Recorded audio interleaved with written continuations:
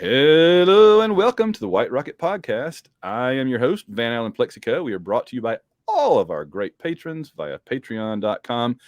I am joined on this episode by a very special guest, Jonathan Knight, who is the host of the All Roads Lead to Amber podcast and a fascinating individual even beyond that. Jonathan, welcome aboard the White Rocket Show. Thanks for having me. It's great to be here. Great. So tell the audience first up a little bit about yourself, and then we're going to have one heck of a great conversation about one of our favorite topics.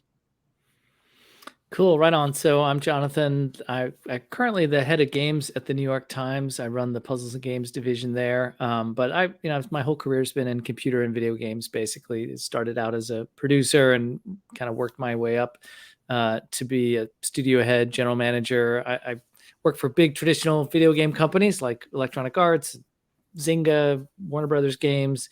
I've been a producer, kind of like creative leader on games based on big properties like Harry Potter and The Simpsons. Just basically a game maker all my life. I started out actually, oddly enough, in the theater. That's what my degree is in. I got a master's degree in directing. I studied Shakespeare. Kind of had like a computer, as a bit of a computer nerd, had kind of a hobby on the side, like a lightweight coder.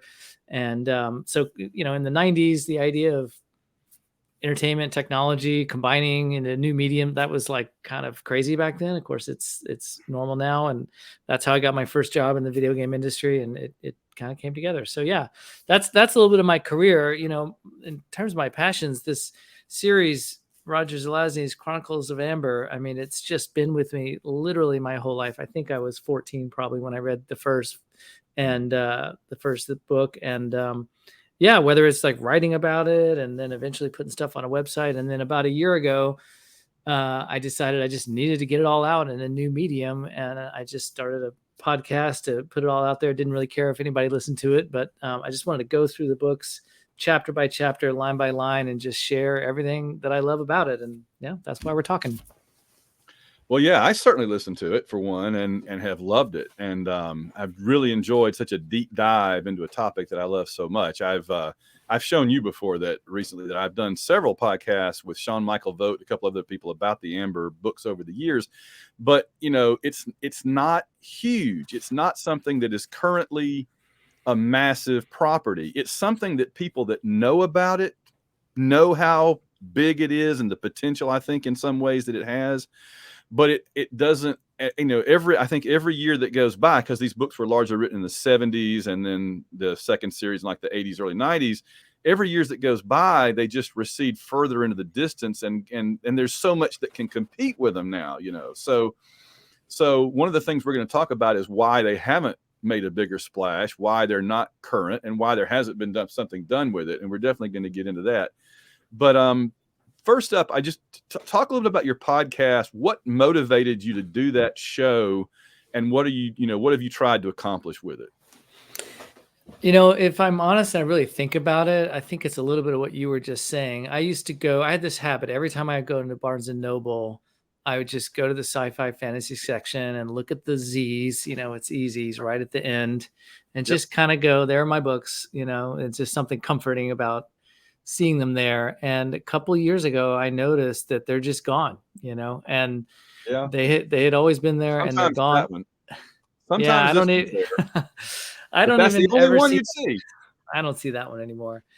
Maybe it's out here in California or whatever, but so it just kind of made me sad. And I was texting with my brother about it. And so I think that in some ways maybe precipitated it. Like, if I don't want this thing to go out, I don't want like a candle to just go out. And so if I can put something out there into a digital medium that might, last a little while and get some people interested, just if I can get one more person to try Amber, I figured that was kind of my mission.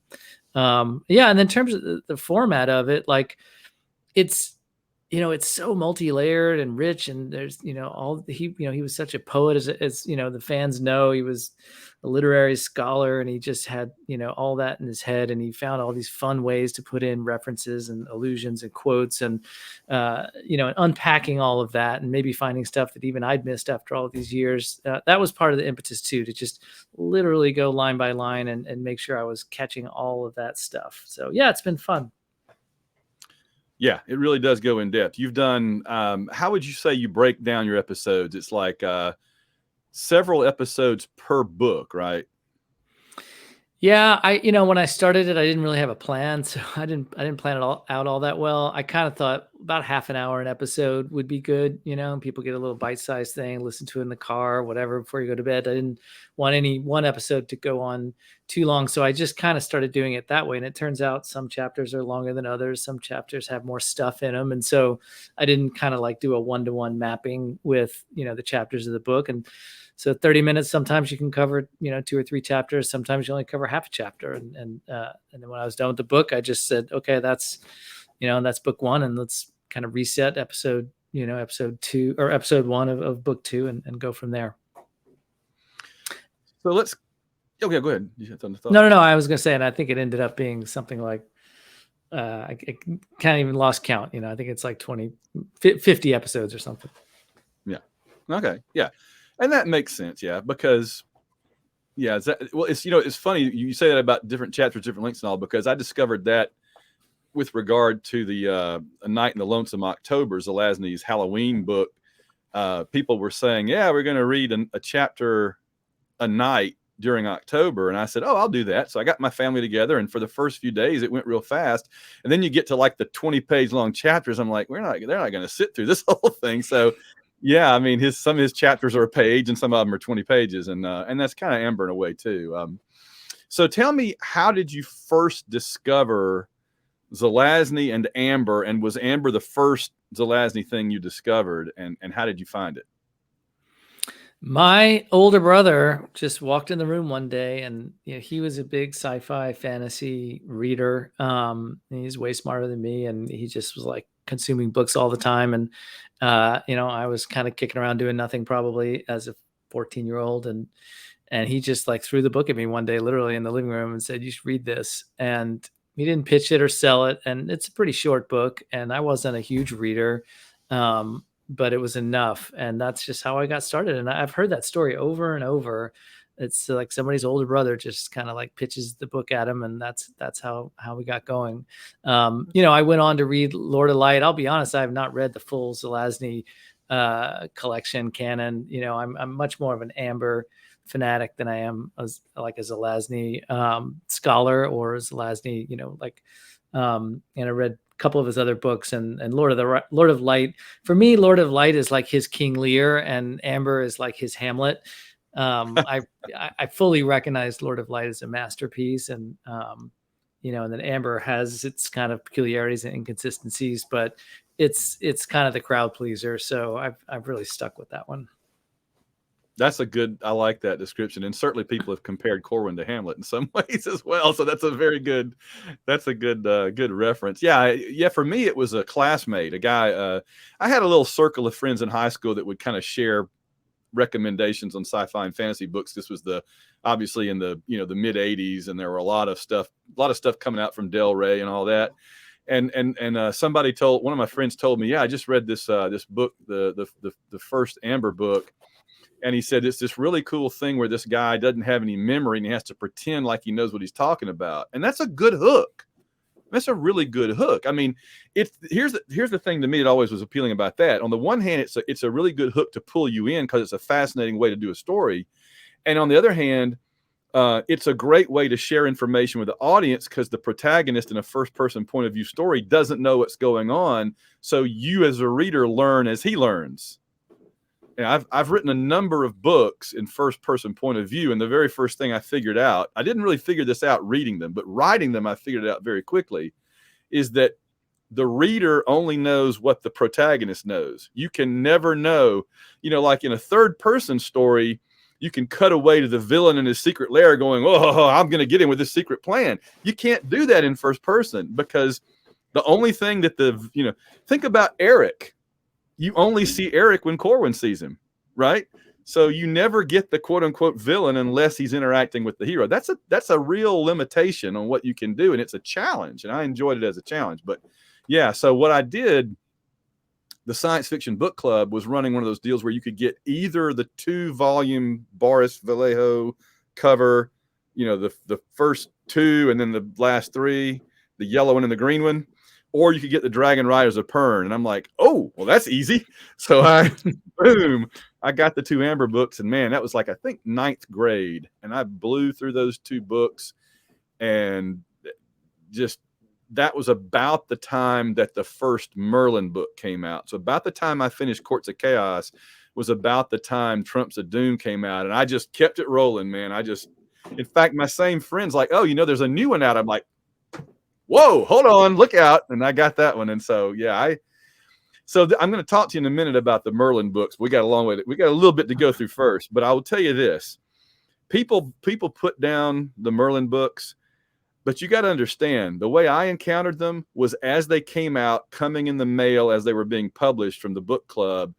And there's been nothing that arrived in my mailbox in my life that's made me as happy as getting those Merlin books in the mail every 6 months, a year, however long it was between each one.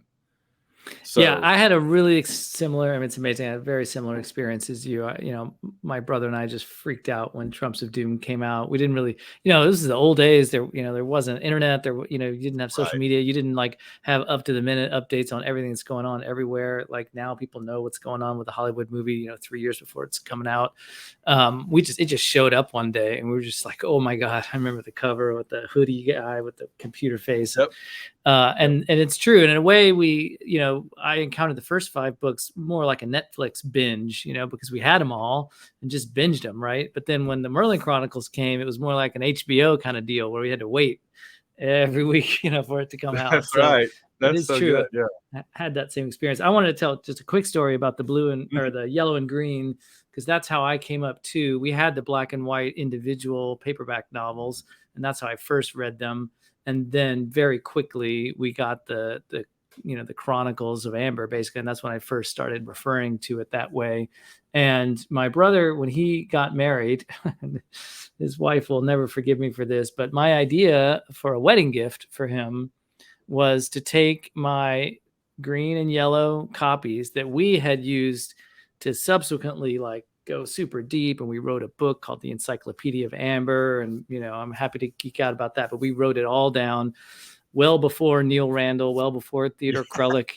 We wrote all this stuff out, and, we were kids, it wasn't all that well written, but, we basically destroyed the books, doing that. But my idea was to get Roger to sign them and then give that as a wedding present. And so this was the old days, and I don't know how I did it, but I got Zelazny's Santa Fe address. I think I just looked up in a phone book or something, and I wrote him a letter. Amazing. And I was like, hey, I'm a super fan, and my brother and I were really into it. He's getting married. I want to give him something, and would you sign the book? Would you sign books if I send them to you? And he wrote back, and he's like, yeah, just send them to me with a return envelope, and I'd be happy to do it. And so I packaged them, mailed them to Santa Fe. He wrote a really nice note in them, mailed them back, and that was my gift. My sister-in-law didn't get as much value out of that as my brother did, but it was fun. That's so good. I did see that on your webpage when I was looking at your stuff that you have there. I was like, oh my gosh, I never even thought of trying to do that. So I wish I had, man. And when when the word came out of his passing away in 94, 95, I always forget that he and Carl Sagan and James Clavell died within a year of each other, 3 straight years. And that was just like the 3 darkest years of my life, because my 3 favorite writers, media people at that time were just all of a sudden gone, bang, bang, bang. And he was the first one. And I was just like, well, there goes, any chance of any more Amber books. But first, there goes Roger. But there goes any more Amber books. There goes ever getting to meet him, whatever. I almost went to their, I was trying to think what year it was in. Just about 4 or 5 years ago, they did a memorial service for him, like the 25th anniversary of his death or something in Santa Fe. And I was talking online with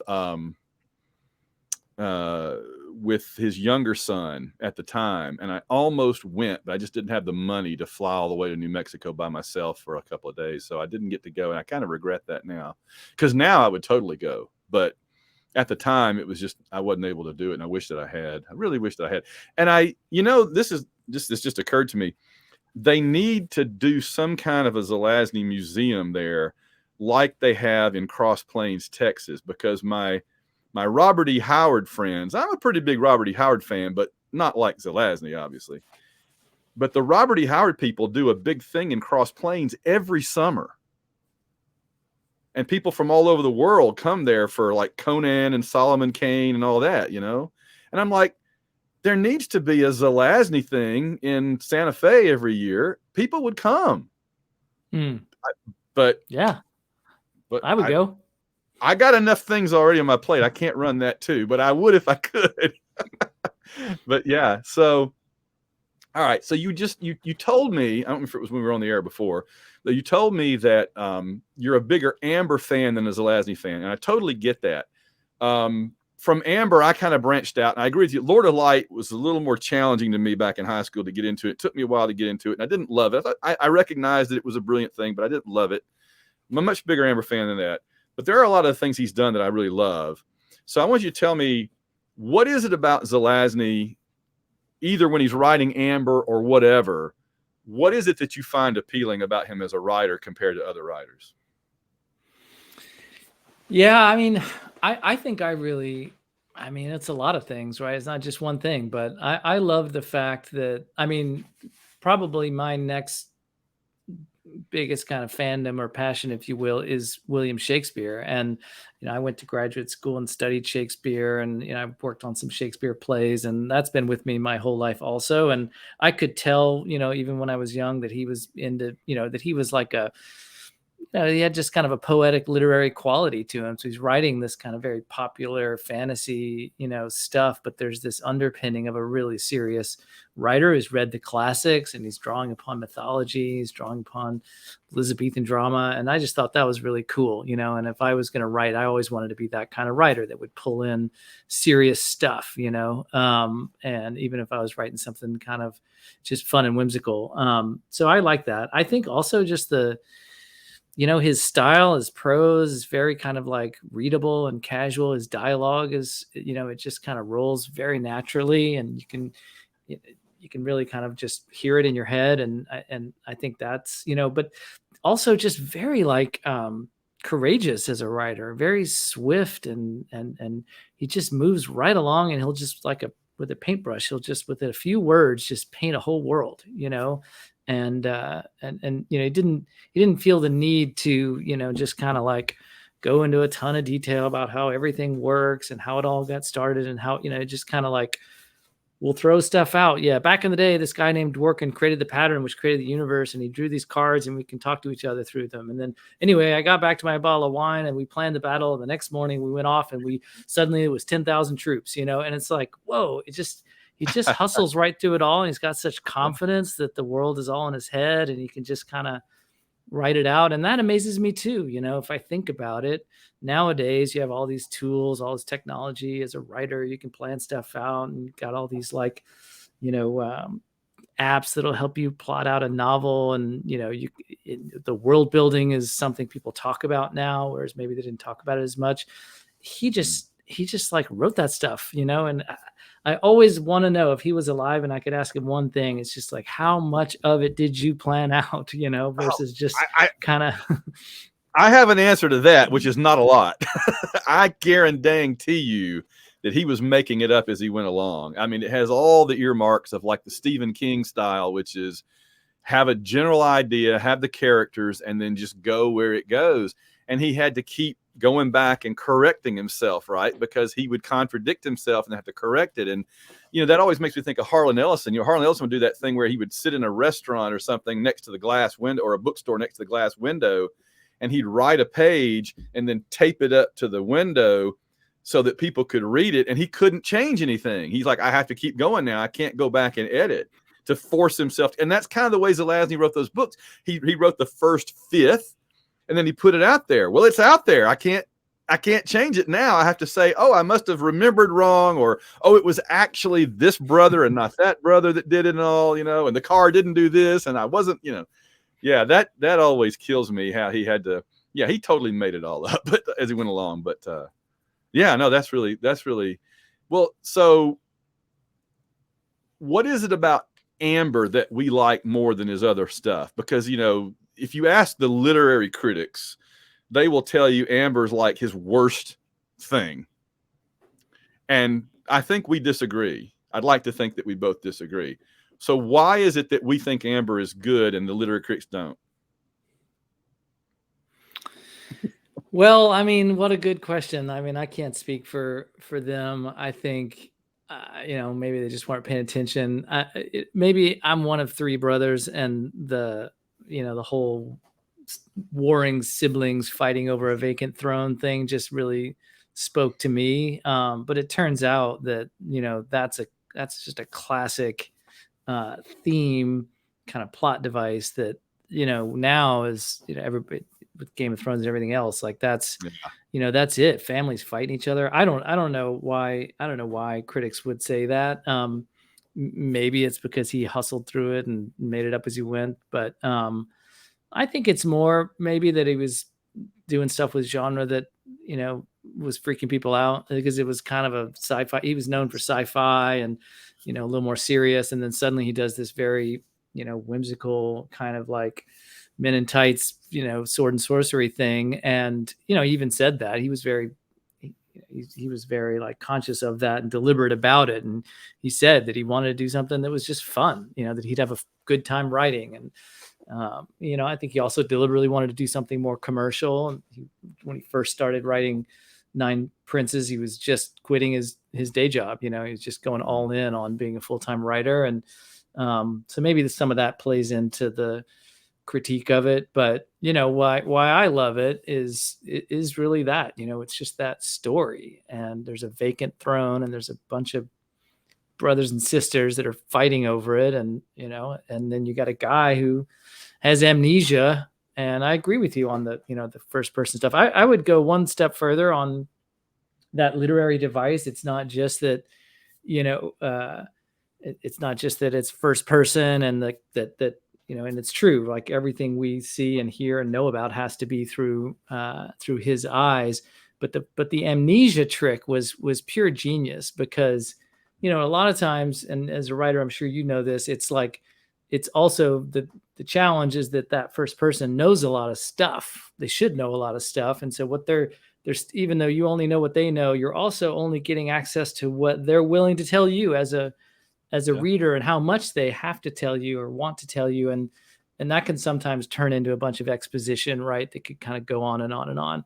But with the amnesia trick, not only do we just get what he sees, and it's very cinematic that way. It's like he opens his eyes, and then you're just kind of seeing it, but he doesn't have any memory. So like there is no exposition. There is no, well, let me tell you how I got here. Well, let me tell you what happened 30 years ago. Or, you know, this all started because my dad, blah, blah, blah. Like none of that. There's no exposition. He doesn't have any memory. He has to figure it out just as you do. And that trick, I think, is a bit of the genius of the book. It really is. Yeah, I mean, I think that's one of the things that makes the first book by itself so good. I've always, you know, thought the first book was my favorite. And over the last few years, the fifth book, Courts of Chaos, has become a real favorite too, which is really an extended novella. It's barely a novel. It's so short for various reasons. But I love it because it's such a weird little odyssey through strange fantasy lands. It's the middle three. They're just kind of like connecting the dots, really. You know, they're just like, and now more stuff happens with my brothers and sisters, kind of, you know, and my dad, you know. So, but let me ask you this. I hadn't thought of this until you said that a minute ago. Have you ever read Philip Jose Farmer's World of Tears? I have not. All right. See, here's my theory, because he's acknowledged borrowing from that. Okay. In fact, he dedicated one of the Amber books to characters in that story, not to the author, but to characters in the World of Tears, which blew my mind, right? Jadwin and his demiurge, Kikaha. Yeah, I read the first one. I read the first two, but the first one basically, see, here's my theory. There's Pulp Fiction, the way that like Robert E. Howard and Edgar Rice Burroughs and so forth wrote it. And it was kind of dry. I'm not a big fan of the 100 years ago. The Conan stuff is great, but otherwise, then Philip Jose Farmer comes along and really kind of fleshes out that style of writing more and makes it a little more literary and colorful and everything, and illusions and stuff. But it was still kind of stilted, in my opinion. And what Zelazny did, in my opinion, Zelazny is kind of the third wave of that pulp adventure, because he retains everything that Howard and Burroughs and then Philip Jose Farmer did. And then he brings in the poetry and the literary stuff and all the other trappings that he hangs over it. And you just get so much, right? Because you get the pulp action adventure, the heroic manly character and the women and everything, In fact, that's what some object to, is that it's, if you get down to the core, it's too much men's adventure and not enough, literary fantasy.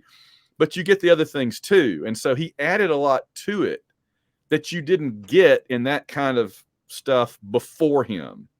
I think he evolved the whole genre another stage, another level. And I don't know that anybody's done it as well as him since then. I think that was one of the things that he did. He gave you something that would have been a rousing adventure story, a swashbuckling adventure story on its own, just the plot. And then he was able to decorate it with all those trappings that he was so good at in his writing. So that's my thought. I need to go back and read those. I'm aware that he drew upon some sources, some of which were maybe less intentional. Others he was, very clearly and admitted he was very influenced by. But that doesn't, surprise me at all, because he was so well and so well read and studied. I also think this, what he added was this kind of multiverse thing, and that's, it's great characters, great story and everything, but the world building of it, was so impressive, especially, as I said earlier, as we talked about, like he's making it up as he went. But now, multiverse is a very popular, theme and sure. Kind of from all the superhero movies and everything else. Like it's, but he was really doing that, and that appealed to me. The idea that there's like a kind of one true world, in all other worlds are shadows. And I think the idea that our world is just kind of a squalid shadow, right? Often that Earth is just has very little importance in the grand scheme of Amber and all its shadows. But that's where we start, right? That's the story starts, and our character, and we kind of identify with him. And Harry Potter's like that too. Oh, it's a 10-year-old boy, and he's in our world in the suburbs of London, and then all of a sudden he gets sucked into this incredible journey, and he's the chosen one and all of that. So I think that is a big part of it as well. Just so much good stuff. Yeah, I agree. I think that in the hands of a lesser writer, the one true Earth would have been our Earth, and it would be more like Narnia, where you go to some fantasy realm, but this is the center. And he just kind of did the thing where we're just one of a whole bunch off to the side, and there's this other place you can go that's the real center of the universe, basically. But then he plants the seeds, and he comes back. He'll come back like 2 books later, and then he comes back again a book later, and that's just so awesome, because by the time you do the full round trip and you come back to Shadow Earth, and it's like, Bill Roth and his house and the hospital or whatever. It's just, now you've seen all of Amber and Rebba and the Forest of Arden and all the wars and all the shadow walking and Avalon, and then you kind of finally go back to Earth, and it's really magical the way he kind of plays with the reader. Oh yeah. I was thinking the one thing that's probably come the closest in a way to doing Amber in movie or TV is Highlander. Have you ever thought about that? I think for sure. And from the perspective of like the immortals who were kind of like locked in this eternal battle, and, kind of siblings. Swords. And it's, but yet you can kill somebody, cut their head off. And even though it's an immortal, they can die. And absolutely. I think, and they're playing with time in a little bit of a different way. Obviously I think Amber's just so much more expansive, but no, that's been pretty close. I think, if you don't mind just talking a little bit about the difference between the Merlin books and the Corwin books, I think this is and I liked the Merlin books when I read them, and I want to go deeper on those too. But one of the things that I struggle with is sort of the way Zelazny changes his kind of worldview on things like Amber and Shadow and Shadow Earth in particular. Like for me, Shadow Earth has like too much prominence almost in the Merlin books. Like they all kind of know about it, and then you got that like visual guide to Castle Amber from Neil Randall, and where it was like, oh, Gerard played football for Alabama, and it's just but also, and it's not just Earth too. It's the Golden Circle and Kashfa and these places that kind of it became a little almost pedestrian for me. Like, okay, it's a big map, and you've got all these different fantasy worlds, and they trade with each other, and what have you.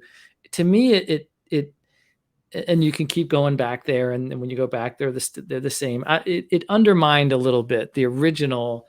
Like I always thought that when Eric and Corwin fought, right, centuries ago, or about 150 years before Nine Princes in Amber time, about 400 years Earth time, they fought. He's wounded Corwin. He's afraid he's going to die, so he just takes him off to some squalid corner of Shadow to dump him in like a plague-ridden medieval, 1580s, 1590s London, and goes back to Amber and thinks, I'll never hear from him again. And I always figured Eric would like deliberately pick like the most insignificant corner of Shadow, right? And there's references to that, right? The squalid Shadow. Yeah.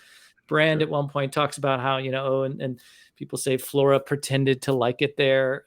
It's not, it's insignificant. And for an Amberite, it should be, kind of just like a little speck of dust. And I think that's important somehow. And there's something about, I understand Merlin wanted to go there and study there because of his father, and that makes sense. But then beyond that, that Flora has boyfriends. I don't know. Like it's just something fell down for me on that one. I don't know what you think of that. No, that makes sense. It's not something I ever like fully thought through like that, but I totally get what you're saying. Yeah, and I mean, it basically is finding in-story excuses to use our world more. And it does end up putting Merlin in this world more as opposed to the fantasy world where we kind of want to see him interacting. I mean, for me, the highlight of most of the books, once we get going in the Nine Princes and Amber, for me, the highlight to a large degree is either Corwin or Merlin interacting with the siblings. That's what I want to see. I want to see him bickering with Julian. I want to see him having a conversation with Gerard. I want to see him visiting with Flora and stuff.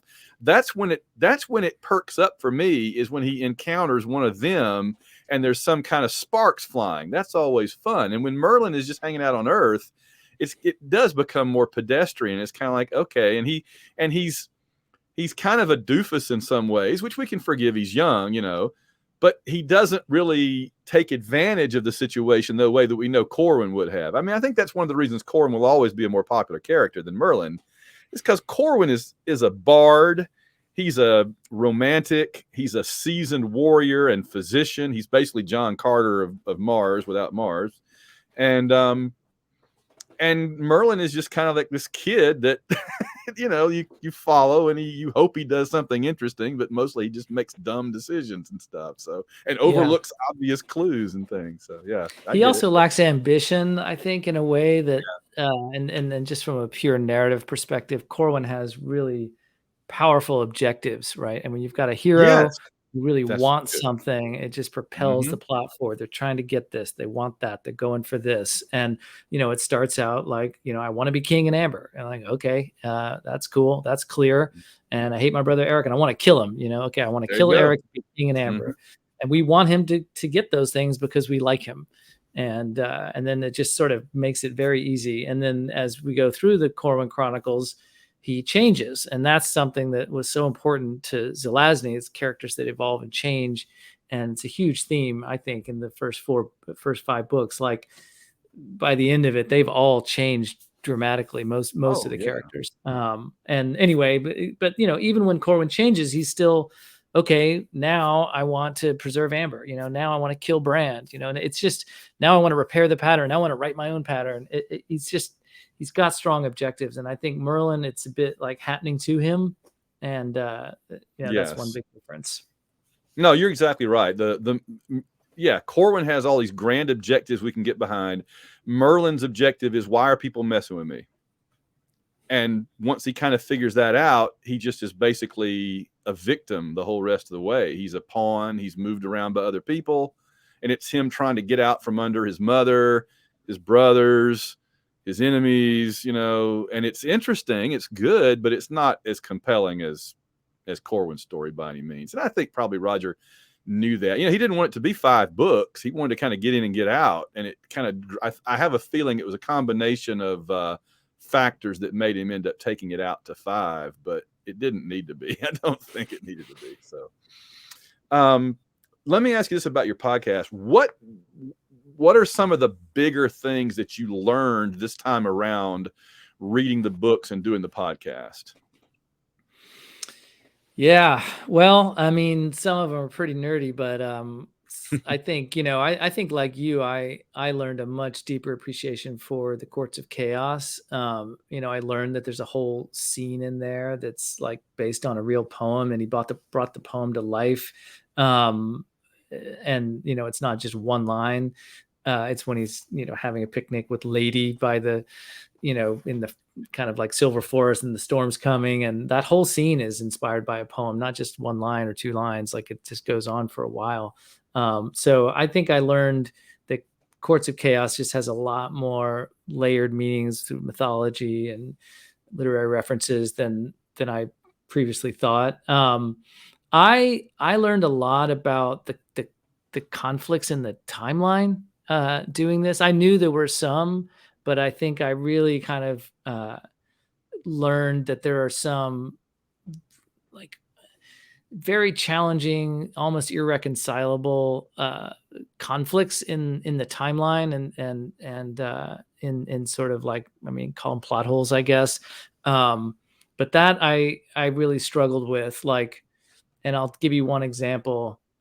It's really around like the Black Road, and like where did that come from? And I don't think I had ever clocked until I did the podcast that, at first Corwin does his death curse, right? And then he sees the Black Road and he thinks, oh, that's me. He goes through Guns of Avalon, and he keeps encountering these things on the Black Road that are like, why'd you do that? Why'd you open this way? Why are you fighting us? This is your creation. So Right. you just sort of like buy into the Black Road is, was created by Corwin, and the timing of it is all right. Like, it's the Valley of Garneth is like, there's no Black Road there. And then Corwin does death curse. He goes to prison for 4 years. He comes out and it's there. But then in Sign of the Unicorn, we learn, and as we go into Hand of Oberon, that the stain, Martin's blood that stained the primal pattern, like, it's in the shape of the Black Road. It's at the center. It goes to the edge. And the creatures of chaos are traveling that Black Road and coming into Amber, right? And so it's Brand who opened the way. It's Brand who did a secret deal with the Courts of Chaos way back when, conspiracy. He's a defector, a traitor. And they told him, okay, we'll tell you how to damage the pattern, and in return, you open the way for us. We'll let you be king in Amber, sure, but you're going to have to give up a bunch of shadows to us, right? They cut this deal with Brand. He does that, finds Martin, stabs him over the pattern, creates that.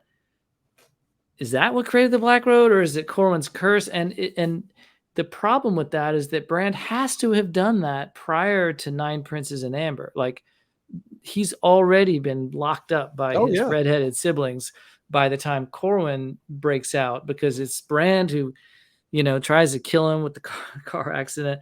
Immediately, Fiona and Blaze capture him. They throw him in a dungeon, and then Corwin will be thrown in a dungeon, about 3 months after, 3, 4, 5 months after that, right?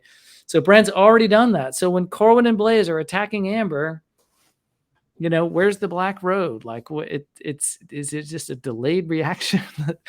the blood on the pattern, and so anyway, that's one area where I went kind of deep, and I'm still struggling to come up with how that all would have worked. I think you're 100% right. That is definitely one of the examples I would have mentioned, as he thought about doing it one way and then he had a better idea later, but he's already published the first couple of books, so he can't go back and change it. So I think all he needed, and I guess he didn't think of this or it didn't really ever fit in, but all he needed was a scene where Corwin and Brand are talking, and Brand says, "By the way, thanks for that curse thing. It really boosted my efforts a lot." That's all it would have taken. You helped me. You know what I mean? You kind of gave it some juice, but he never really. I don't think they ever really do that. No, he doesn't do.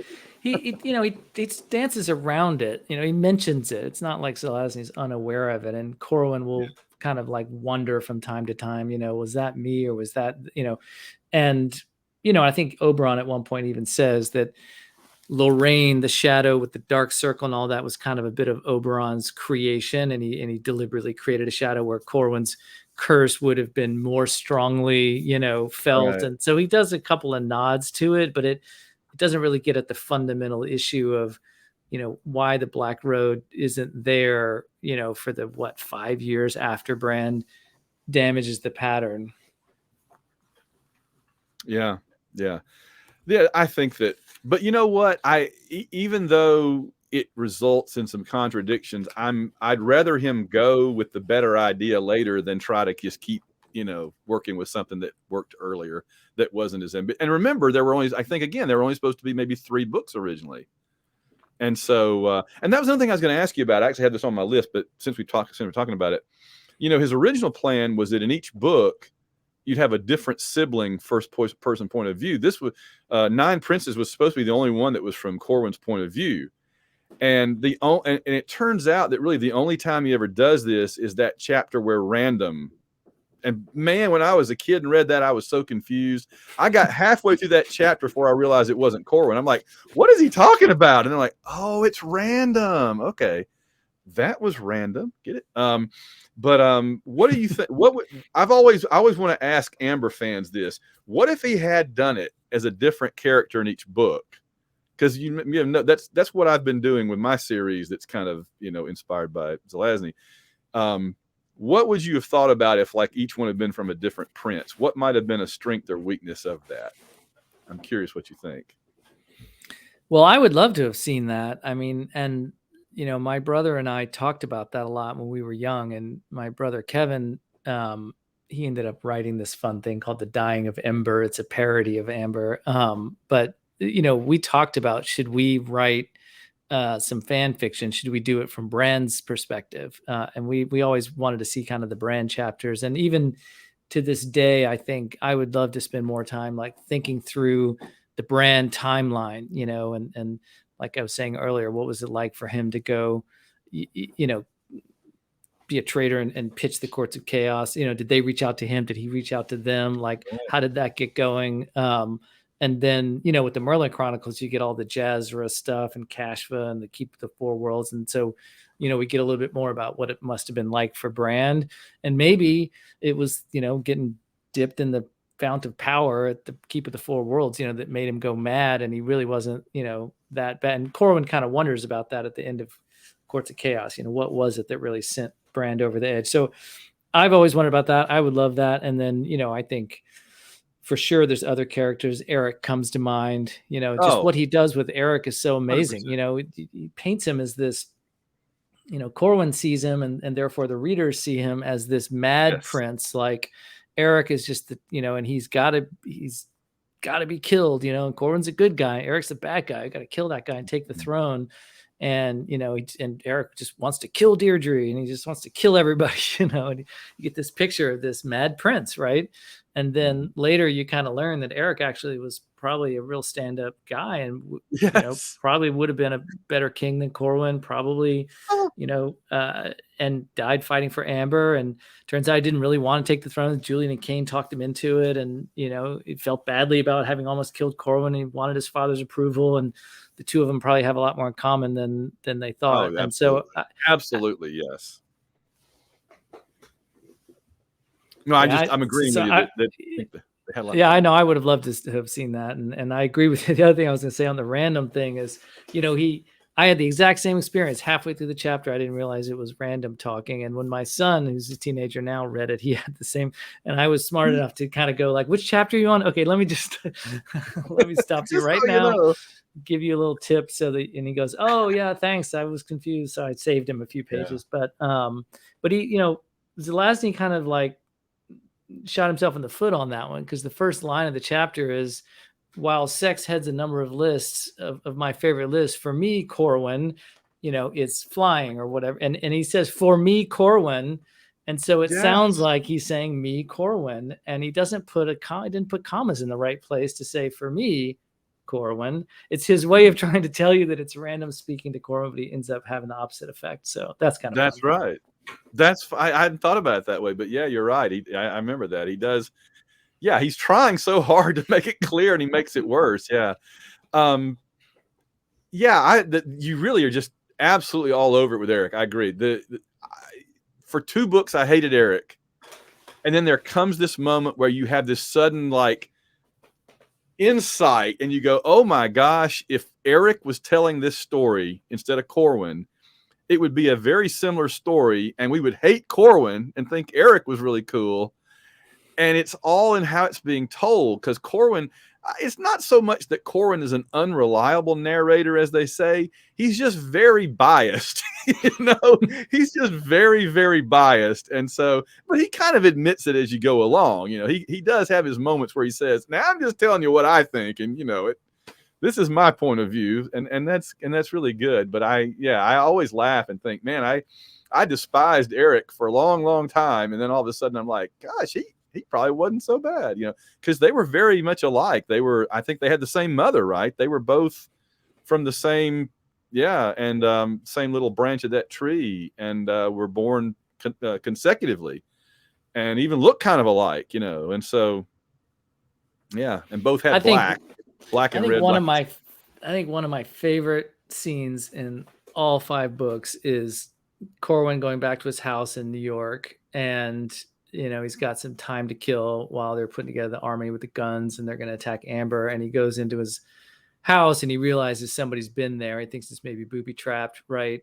And then he looks and suddenly he sees on the wall the Yori, I forget the name of the artist. It's based on a real artist, and there's a woodcut painting hang on the wall, piece of art, and it's Eric. He's been there, and he's left it for him because he knew Corwin would come back there, and he's left a note for him, and he's left the woodcut as a gesture of goodwill. And he's basically saying, look, Amber's troubles are bigger than our little, sibling squabble. It's bad. It's really bad. The existence of Amber is being threatened. Like, I need all of the siblings to come together and fight this common enemy. And I'm willing to set aside our differences. You'll have full honors, as long as you kind of take orders from me as far as the battle goes. Let's defeat the common enemy, and then we can get back to our squabble. And it's a real mature, kingly thing to do.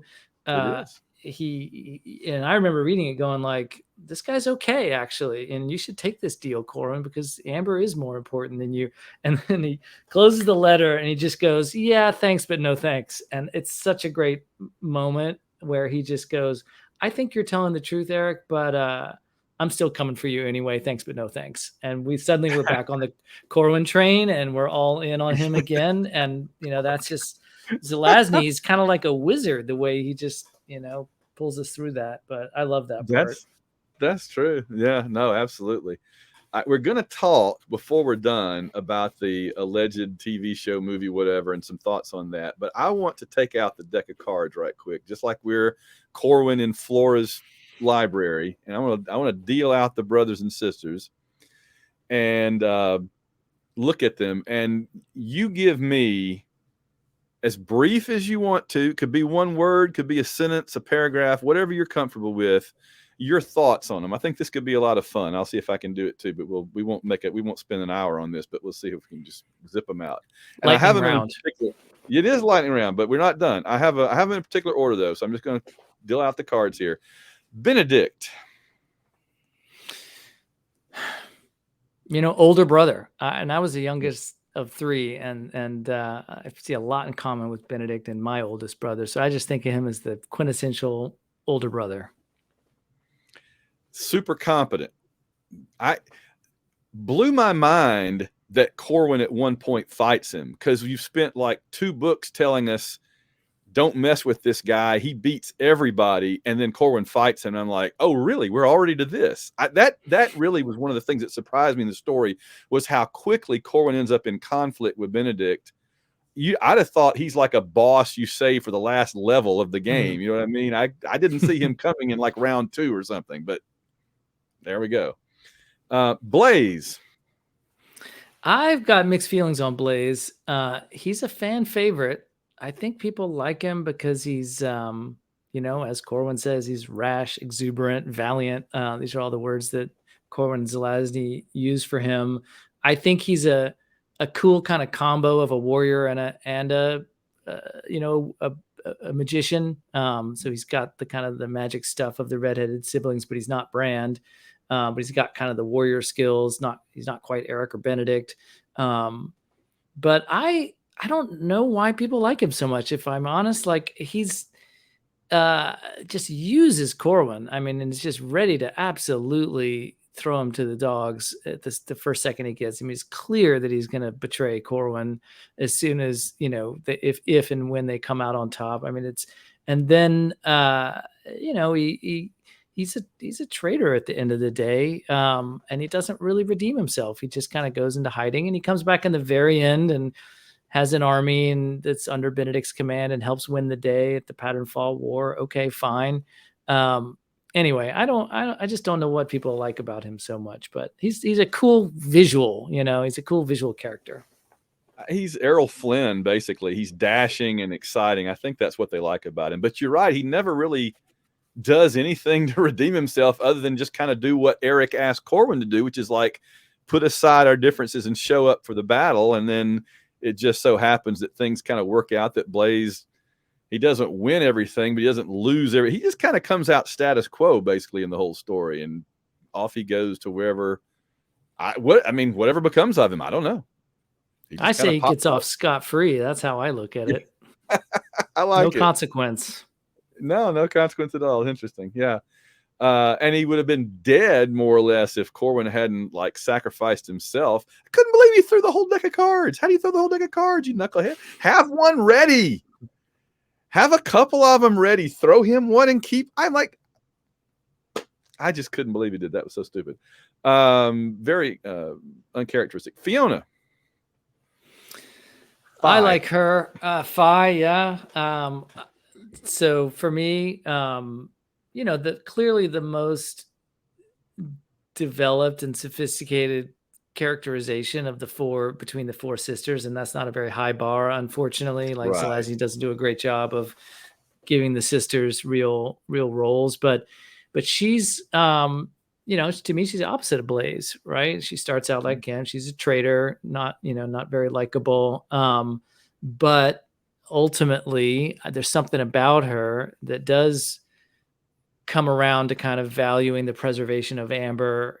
She's the one you really do believe maybe it just got a bit away from her, and that she just maybe fell for Brand and then realized fairly early on that it was getting out of control, and but wasn't quite sure what to do about it. Wicked smart, she's got powers, and I think we like her because she teams up with Corwin in kind of the latter parts in a way that's really unique to any other kind of duo in all of the books. Corwin's got Ganelon, right? He teams up with Random. It's kind of a buddy thing but the Corwin Fiona like buddy scenes I think are special in that they're really trying to solve bigger problems than Corwin and Random are, or Corwin and Ganelon to a certain extent, although obviously that's a disguise. They're she respects Corwin because he's attuned to the jewel. She's not. He's a great swordsman and strong and powerful and incredible endurance. So she sees that there's stuff he can do that she can't. But at the same time, she's got sentries with Dworkin. She understands Brand. She knows chaos, and it's a cool, it's just a cool dynamic. I have a feeling that Zelazny made all the siblings up at once and then some of them proved more interesting to him than others as he went along. And I think that he found her more interesting than he probably did a lot of the others, because she keeps coming back. She pops up a lot in the Merlin books too. I think he had fun with her that he didn't have with, there's only so much you can do with Flora, but Fiona gives you a lot more to work with. And I think he saw that. That's my theory anyway. Now, you mentioned in your show that Corwin tells us, Luella, you really didn't get to do anything. So what do we have to say about Luella? I mean, not much, sadly. I think her big mark on the series, unfortunately, is that she tells Corwin that Brand came looking for Martin 50, 60, 70 years ago in Rebma.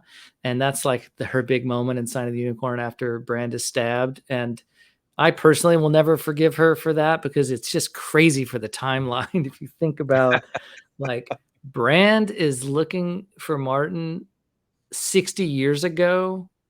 That means that he's already been told how to damage the primal pattern.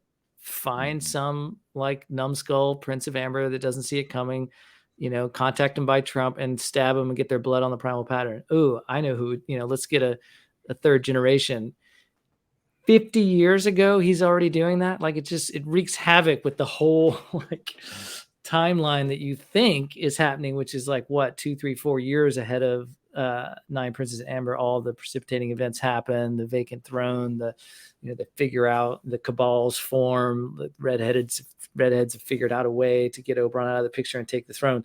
But 50 years ago. So that always bothers me, and I blame Luella for that. But otherwise, she's kind of cool. Green hair, she lives a little bit apart from the rest of them. She's kind of an outsider. She lives underwater with the fish people. She's cool. That's it. That's green hair is what I got. What about, while we're talking about the sisters, we got 2 more to go. What about Florimel?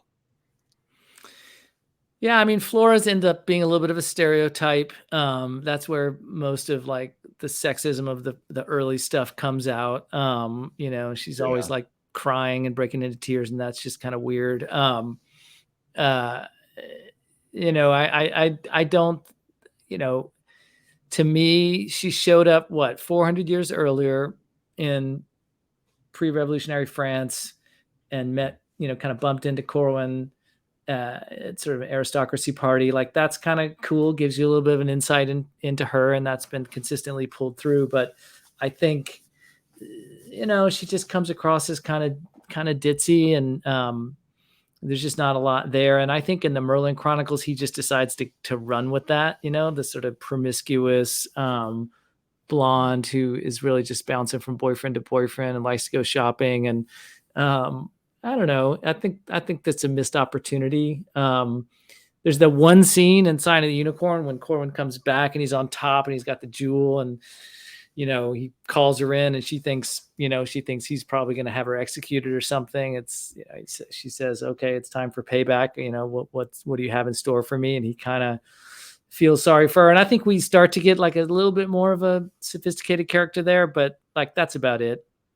Yeah. And then at the end of Courts of Chaos, like, he mentions her there. She's an archer, so she's there at least on the battlefield. But then, at the very end, when the unicorn comes out and, picks random, like Zelazny literally forgets to mention that she's there. He names every other one, and it's like I don't know, she's off like doing something else. So not my favorite character. Missed opportunity to get to. Yeah, she's kind of Marilyn Monroe is how I think of her, and with all the things that go with that. Here's one I'm really interested in your take on. Julian. So, Julian's kind of, his lane is that he's very stoic, but he's got some great kind of dripping sarcasm, which is probably my favorite thing about him, especially in Sign of the Unicorn when they're in the library and all that stuff's playing out with Brand. He's got some great lines in there. But he also changes. But what's interesting about him, of course, the armor, and he's on the giant horse, and like with the wolf hounds, and Arden is like where his soldiers are. And so he's kind of associated with the Forest of Arden. So that's all kind of awesome from just like a movie poster perspective. Yes. He's visually awesome. So like, I grant that and that's for me the baseline. Like they're all have something kind of awesome about them, from that perspective. But what I like uniquely about him is, he appears to change, right? Corwin hates him and he hates Corwin, but they have this incredible scene in the Hand of Oberon in the Forest of Arden where they start to work together. And, Corwin says, you've changed. And Julian's kind of like, well, or maybe you never knew me, and you get this sense of like, actually, maybe Julian was, again, a bit like Eric. It's more Corwin's problem than it is Julian's problem. And, I kind of like that about him. But yeah, you think of the horse, you think of the wolfhounds, you think of the bird, the hunting bird, and that's all great stuff. He's a very proud guy. He knows he's kind of far down the pecking order of the brothers, but yet he really is proud. He has his things, and he just doesn't like being fooled with, doesn't like being messed with. He's one of the more unique ones to me, and I agree. You hate him at first because Corwin hates him, but then as you learn more about him, you think he's an interesting guy. He'd be interesting to have a conversation with. Yeah, very interesting. Gerard. Yeah, I mean, a little one-dimensional. He plays, an important role. He's cool because he's got legendary strength. Who's a little bit like Benedict, who's legendary swordsman, the greatest swordsman to ever live, etc. And then when Corwin fights him, like you say, you're kind of like, oh wow. Gerard, same thing, legendary strength, and then they find themselves in a fist fight in Sign of the Unicorn, and so that's a nice setup, and in that case, Corwin gets the crap beat out of him, and Gerard is stronger than him, but it sort of requires that you put his sword aside, right? So big strong guy, grounded, puts Amber above everything. He's a little bit too easily kind of like fooled, right? So Brand ends up, it's basically convincing Gerard, that Brand's a good guy, and and then when Brand gets assassination attempt by Kane, and they all trump out, and Gerard blames Corwin for trying to kill Brand. Corwin's like, hey man, it was my idea to bring him back. Now I'm getting blamed for it. So he's easily duped, I guess I would say, Gerard. But he kind of knows that though, and so he's careful. You know what I mean? It's like he knows he's easily duped. He knows that he is, and so it still happens, but he tries to avoid it. It's interesting. That's funny. The other thing that makes me laugh about Gerard is he gets left behind, at the end for the Patternfall War. Oberon's like, okay, no, you're going to stay and see to the safety of Amber, whatever that means. And the rest of the family goes off to fight. And at the end, they contact Gerard when the Trumps become active again after the war is won and the storm's averted. And Corwin says, it's been years since we left, and it'll be years more before we return. Somebody's got to tell that story, right? What's Gerard doing for 8 years by himself in Amber? Yes. He's like Denethor in Lord of the Rings. He's running the castle by himself while everybody's gone. Yeah, that's interesting. I think he's a good choice. I was going to say, I think he would not be a bad king. He'd need a good advisor, but he would make, I think, he wouldn't make bad decisions. He might make uninformed or short-sighted decisions, but I think everything he would do would be for the good of Amber and not for himself. He's like one of the few that you could say that, certainly. He's like kind of the Tim Cook after Corwin would be like Steve Jobs, and Gerard's kind of the Tim Cook. He's sort of like a COO type, right? I like that. Very competent COO of Amber. I'll take that because Tim Cook is a proud Auburn guy like me, so I'll take a Tim Cook there. That's good. That's really good. All right, here's one certainly controversial. Kane. What do we even know about Kane? What do we make of him other than he's dead? And then alive, and then dead. Yeah, he gets killed twice. He gets killed twice. I like Kane because to me he's always a bit like, he's close enough in the succession that you get the sense that he really thinks it could be his one day. Um, Fiona says Cain had long-term ambitions of his own, so we get that from her. Initially he's a little bit like all of them, right? They're kind of one-dimensional as initially presented, like literally one-dimensional. They're on cards, and then when we first meet them, they're kind of one-dimensional. Cain comes across as he's the double crosser, right? Like he's just the ultimate. He double crosses everybody, and so he can't be trusted. He's also associated with the sea. And I think that comes from Cain Mutiny, and then Cain, with the boats, and that's where I think the name Thought of comes that, from, but it can't be. that's cool.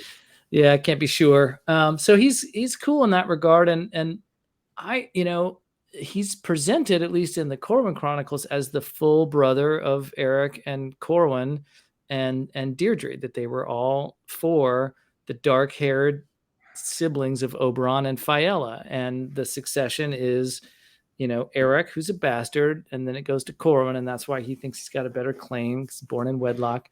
Then it goes to Cain, and then it goes to Deirdre, who dies in, Fiella dies in childbirth to Deirdre, and then it, quote, swings over to the redheads with Clarissa and them. And so in the Merlin Chronicles, Zelazny like blows all that up and says Cain is a full brother to Julian and Gerard. He puts the three of them. That's We have what I a was big, thinking, right. we have a big problem in the family tree there. And I did got a whole thing on my website. I've got like a 5-page essay about just the whole sort of family tree of it and that inconsistency. Yeah. But I think it's essential to his character.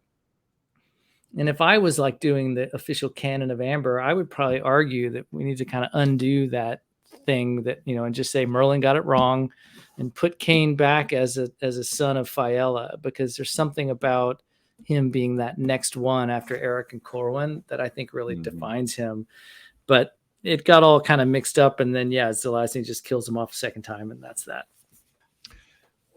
Yeah, and this is another one of those things where I think that Zelazny had one thing in mind at one time, another thing in mind at a later time, and just kind of contradicted himself. Because when I think, if you just asked me out of the blue, where does Cain fit in the family, I'd have said bottom third. But you're right that there was a whole thing where he was kind of upper third, more or less, because he thought he was gonna, but the way he plays it through a lot of Nine Princes in Amber, though, is he's just one of the guys like Gerard who's guarding, and Julian who's working for Eric and guarding the approaches to Amber. And so he doesn't seem to have any ambition at that point beyond just, I want to make Eric happy and keep getting my rewards for it, and is not really at all willing to deviate. Like Gerard was willing to negotiate with Corwin.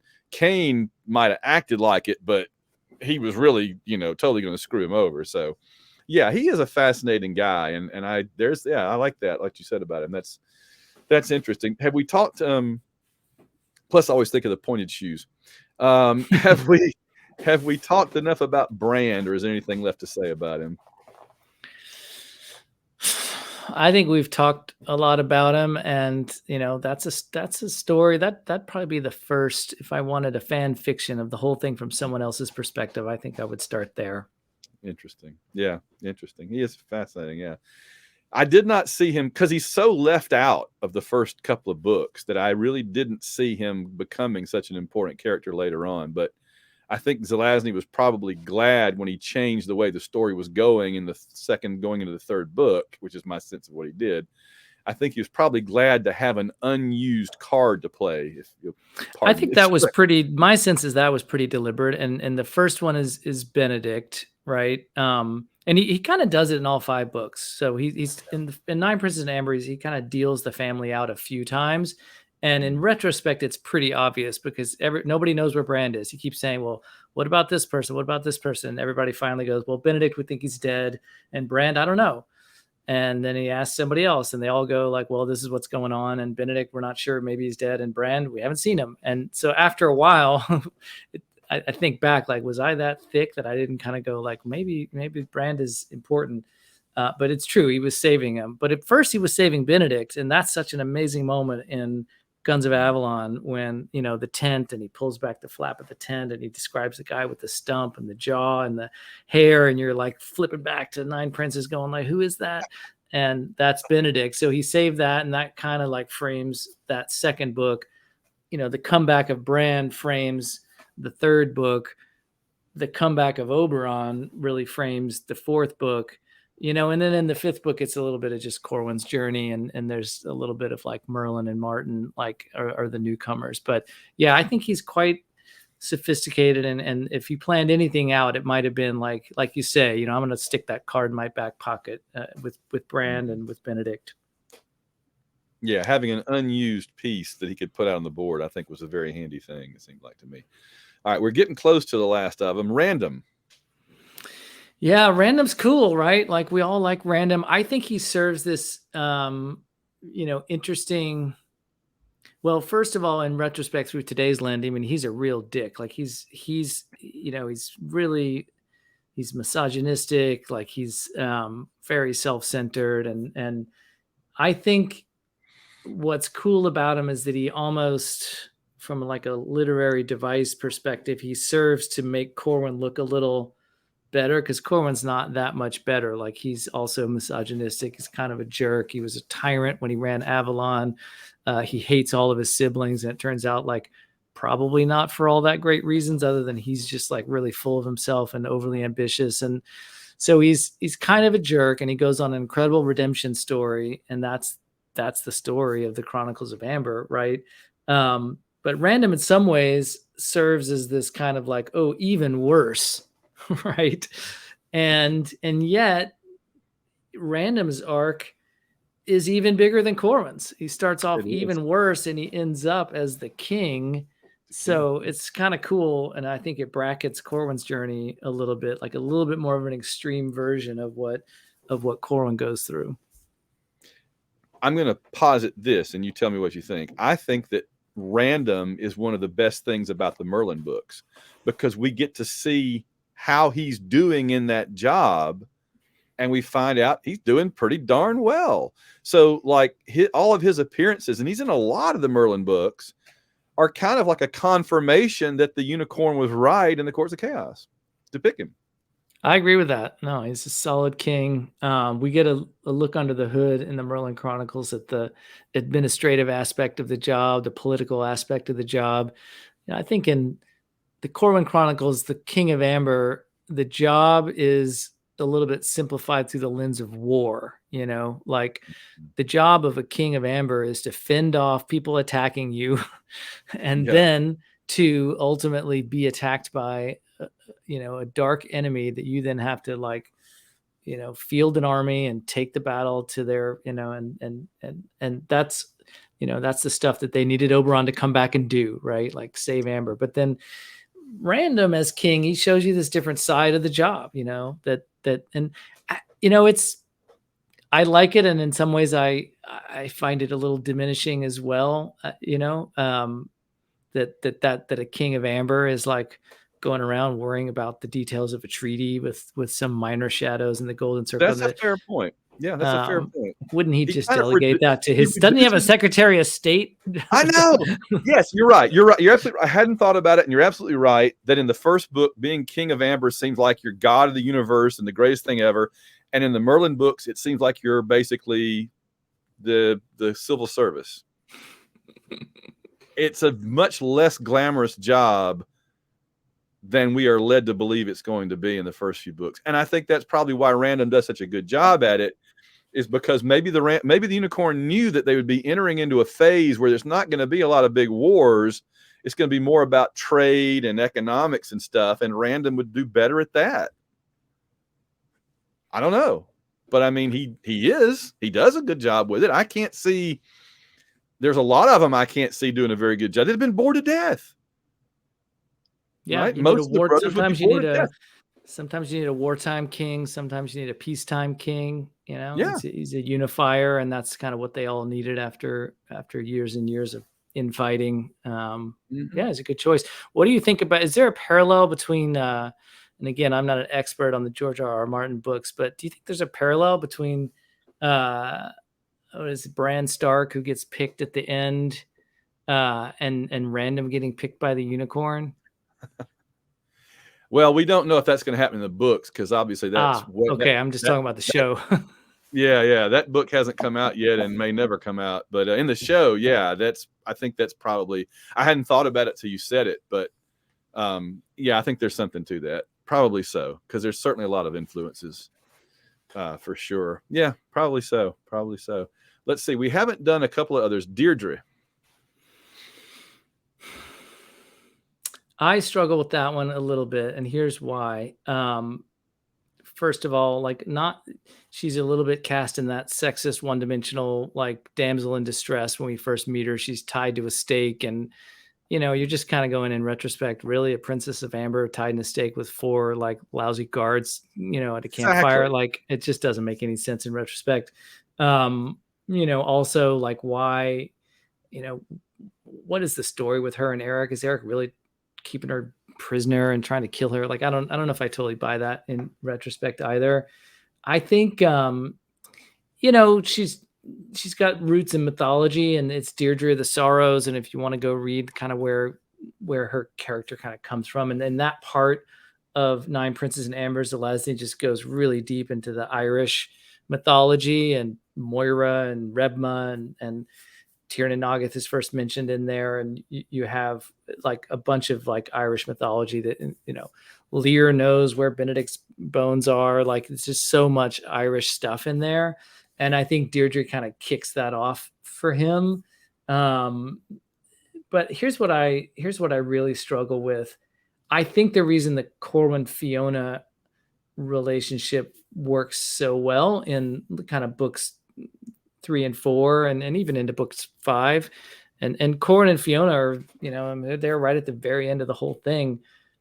She balances Corwin, like Fiona does. Like, she um what's the word I'm looking for? Like, she provides stuff he doesn't have, and she does stuff that he doesn't have. But I think with Deirdre, they're just so alike that Yeah. as a literary device, like, we don't really want to see scenes with them together. And you know what? We don't even get any of them, because what would their conflict be? What would their, so I think that's and Corwin tells us he loves her more than life itself. He loves her more Oh than, and yeah. when she dies, like, he wants to kill himself, but there's no evidence of that throughout Mhm. the stories. And when he comes back after 4 years of being, blinded, imprisoned, and fighting the wars and everything, and he's back on top, and like, he didn't want to go have lunch with Deirdre, and he's supposed to be madly in love with her, and is his favorite person of all time. So I think it's just I struggle with that one a little. I think that she allows Corwin to be in love with himself. It's his own narcissism embodied in a character. Because yeah, he tells us how great she is. He tells us that we should love her, but we never are shown why we should. And in fact, we're shown some reasons why we shouldn't. And what you say there makes me think, if Zelazny could have written like a side book with other characters, like you talked about a Brand book or whatever, I would love a Deirdre book where we find out that she engineered all that. She had herself tied up so that he and Random could rescue her, because she was running some secret scheme through Amber, and she was actually more on top of things and not just a victim, but she played the victim because she knew that's how Corwin would be sympathetic to her and help her in her plan. And then it got messed up because he didn't have his memories. And that would work, right? Because she's very surprised when he says he doesn't know who he is and who she is and all that. And it's kind of like, she's like, oh, well, this throws everything into a new light, right? Because if he had been himself and been the older, more selfish, scheming Corwin, that might have fit into her secret plans. You see what I mean? I'm just kind of making stuff up, but I just think it fits her character there. Is maybe there's some more depth that could have been exploited, and maybe she was taking advantage of, maybe she thought she was taking advantage of a Corwin that no longer existed. Just my thought. Yeah, I love that. I think that would be a cool way to go.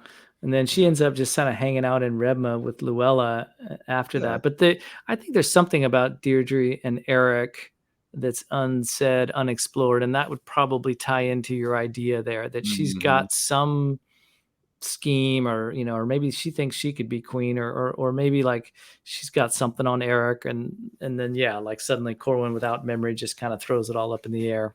Yeah. Yeah. It would fit. It would fit. Well, let's see. The last two of the main ones, Eric, we talked about him a little bit. I think he's the hero of his own story. This is just not his story is the problem.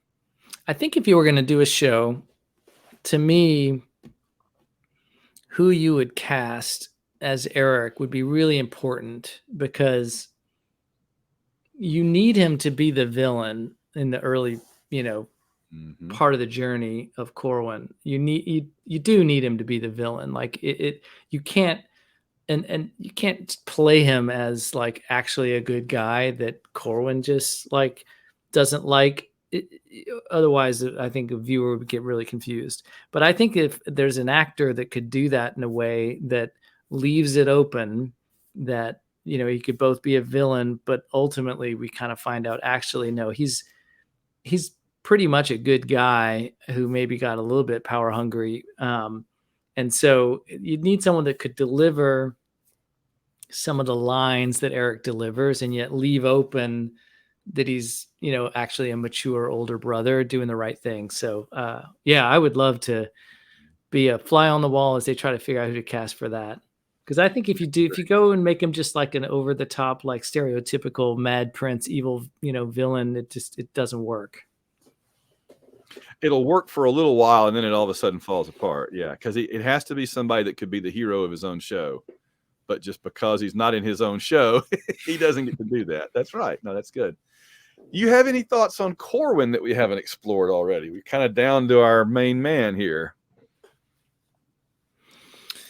I mean, I think the thing about Corwin is the journey of redemption, which I've said, and I think it's also his, he's action man. He just is always a man with a plan. The one thing we haven't said that I might mention is that a lot of times he's got a bad plan. Like he doesn't always have the best plan, and he's one of those guys that like wants to be the hero sometimes when maybe he's a little out of his element, and Yeah. um ultimately Oberon has to step in, and I think Oberon, if Corwin could have figured it all out on his own and you know gotten the jewel and solved it and taken the fight to chaos and killed Brand, and Oberon probably would have been happy to watch him do that, and would have been really proud. But there's a moment, and I think it's around when Brand has got the jewel, and then he's gonna like, which by the way is kind of Corwin's fault, and then Brand needs to attune himself to the jewel so that he can destroy the universe, and they've got to stop him from attuning the jewel. So they got all the patterns under guard: Tiernan Nagath, Rebma, the one in Amber. And Corwin's big idea is that he's going to wait for the moon to come up and walk up the steps to Tiernan Nagath, which is going to take like an hour. And he's going to walk through the city of Amber, which is like another hour, and then eventually get to the palace and go all the way down, which is like another hour. And then finally he's in the pattern room to stop Brand, who of course would have been, if not all the way through, like most of the way through the pattern by then. That's his big idea. And it takes Oberon as Ganelon to say, okay, actually, we're going to have Benedict already there. You're going to be here. I got the metallic arm thing all figured out. And Corwin on his own can't actually solve the problems. And we see that actually several times. But what we love about him is that he never gives up, and he learns from his mistakes, and he keeps going. And so I think he's identifiable in that way. Like nobody likes a perfect hero. But we often will say competent is one of the first words out of our mouth about Corwin. And he's competent when it's just like mano a mano, and it's just him and his sword or his muscles and his wit. But when it gets to like a more complicated problems, he needs help, and that's kind of fun. Well, they say, the main thing about Rocky from the Rocky movies is he's not maybe the best fighter, the most technically proficient fighter, whatever, but he just never gives up. He never quits. He just keeps chugging along like a train. And that's pretty much Corwin. they throw everything in the multiverse at him across these books, and he just doggedly keeps on. He eventually creates his own universe just in case his plans don't work out, as a backup. So it creates its own problem. So yeah, I love the idea that he's a bard, right? He's a fighter, but he sings songs and stories about it, and that he just doesn't quit. He doesn't give up. He doesn't take no for an answer, and he keeps going. You can't take him down. He's yeah, it's great. I was going to ask you one more, Merlin, because I'm really curious what your thoughts are about him, given our ambivalence about his story. Yeah, I mean, like I said, my biggest challenge there is that he doesn't have any ambition or strong objectives, and the things that he wants are, they're just a little more subtle and nuanced, and they don't make for as compelling action. And Yeah. he doesn't want to be king in Amber. He doesn't want to be king in Chaos. People want that for him, and he's a pawn in other people's stories. But there's something in there about his quest to find out what happened to his father that, in some ways I think, it didn't really get developed until like the later Merlin Chronicles. It's and it's a little bit missed in the first. I mean, obviously he talks about his father a couple times, and he wants to know what happened to my father, and he'll ask random, do you know what became of my father? Nope. He'll ask Bill Roth, do you know what became of my father? Nope. And that's about it. It turns out what happened to Corwin is pretty cool with Dara and like all of that. And so I feel like there was an opportunity there to have Merlin be on a more direct mission to find his father and to make more out of that. There's something about Ghost Wheel. He develops this machine, that's very proactive on his part, but it just like gets a little lost, in all the stuff that's going on. The Merlin Chronicles are quite complicated, right? You've got Yes. Luke and all All this over the stuff. place. Just sprawled all over the place. Yeah. It's not focused. So yeah, it's unfocused. And I think he could have been more focused. I think what's nice, to say some positive things, is that he's well differentiated from Corwin. I just did a little That's bit true. on my website about drinking in Amber, and Corwin drinks wine and booze and to excess, and Merlin drinks beer and he'll turn down drinks a lot. And there's some fun little ways in which Zelazny's really setting him up as the next generation and kind of his own man. Like he's more anti-authoritarian, right? Like he's anti-establishment, and whereas Corwin kind of represents the ultimate establishment, the hierarchy, male hierarchy, succession. And so I think there's some really strong and fun differences between them, that he could have fallen into the trap of like, oh, he's too much like Corwin. He definitely didn't do that. So I think there's No. positive there too. I've got to ask you this. When you were reading the Merlin books as they came out, like me, were you waiting and waiting and waiting and waiting for Corwin to ever show up? Totally, yeah. And Where is and I he? was a little Where's disappointed in Merlin? the end. He finally shows up, but Yeah. he's kind of a pattern ghost, and then that dilutes things a little bit, and then he finally Yeah. finds a real one. I, I think you're right, and in retrospect, it was underdeveloped, the search for Corwin. I thought, even before reading Trumps of Dooms, I thought he was going to go into Corwin's universe with the Yes. second Oh, series. yes. That was so obvious. Yes. And all that the other universe really did was just create a problem with the pattern and the Logos, really, right? It just made the pattern too strong and kind of caused the pattern Logos conflict. But we never really see any of that, other than they just appear occasionally and throw lightning at each other or whatever. And you're like, oh my gosh, the pattern and the Logos. And then they go away and you're like, okay. It's like, well, that's not quite the same thing as having an adventure, with them, or going there and doing stuff and all. Yeah. So, here's a fun question I have for you. I got a handful more. I won't try to take up all night with you, but this has been a blast so far, and I hate for it to end. If you were an Amberite, what would your colors be? Oh, that's a great one. I think I would be in the. That's a great one. Well, if yeah, that's a great one. If you'd ask my wife, I think she'd say blue. I think something in kind of the orange space would be me. I would definitely be burnt orange and navy blue, obviously, because my wardrobe is already all burnt orange and navy blue as a big Auburn guy. Yeah. All right, so that's But a combination of what my wife would want and what I would want. There you go. there you go. All right. Well, we're maybe we have the same mother from Oberon. Maybe that would be it. So you've just looked at all 5 of the books. Which one is your favorite, and which one is your least favorite, and why? Nine Princes is my favorite. It was back then. It still is today. And having gone through it line by line, it still is. For like all the reasons we've mentioned, just sort of the way in the opening chapters, the way into all of it. And the incredible like swiftness with which he like mounts an army and joins forces with Blaze and marches up Colvere and then gets, and that all that battle stuff is incredible, and the boats and the burning of Garneth and then just the coronation scene and the blinding and then all the stuff in the jail cell, Lord So Rain, much. and then the escape, the inevitable escape, and how's he going to do it? His eyes grow back and you're like, oh my God. And then, Dworkin, and it's, and then the Lighthouse of Cabra, and then it's like I'll be back, and it's long before Arnold Schwarzenegger and the Terminator. Corwin says I'll be back. It's so great.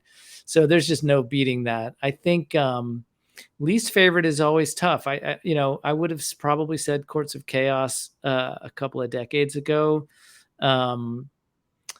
It's hard to pick a least favorite now. I think it would be a tie between Guns of Avalon and Hand of Oberon for least. I mean, for me, it's Nine Princes and then Sign of the Unicorn.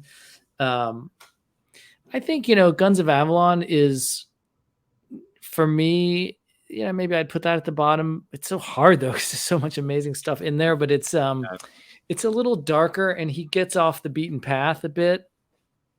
I want him to get revenge. I want him to kind of, and of course it makes sense that he has to go on this side quest, but the side quest, I think, goes on a little too long before he gets back onto the main quest. And it's also dark. There's not as much, hope in that book. Not as much kind of like,